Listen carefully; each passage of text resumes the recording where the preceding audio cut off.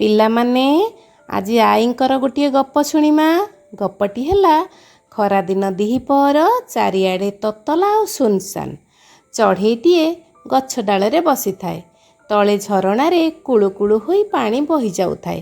ଚଢ଼େଇଟିଏ ଦେଖିଲା ପିମ୍ପୁଡ଼ିଟିଏ ପାଣିରେ ଭାସି ଯାଉଛି। ସେ ଥଣ୍ଟରେ ପତ୍ରଟିଏ ନେଇ ପାଣିରେ ପକେଇଦେଲା। ପିମ୍ପୁଡ଼ିଟି ପତ୍ର ଉପରକୁ ଉଠିଗଲା।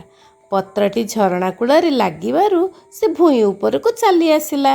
ଦୁଇ ଜଣ ଯାକ ସାଙ୍ଗ ହେଇଗଲେ। ଆଉ ଦିନକର କଥା, ଗୋଟିଏ ଶିକାରୀ କେଉଁଠୁ ଆସି ଚଢ଼େଇକୁ ମାରିବା ପାଇଁ ଧନୁଶର ଖଞ୍ଜିଲା। ଏତିକି ବେଳେ ପିମ୍ପୁଡ଼ିଟି ଦେଖିପାରିଲା। ସେ ଚଢ଼େଇର ସାହାଯ୍ୟକୁ ମନେ ରଖିଥିଲା।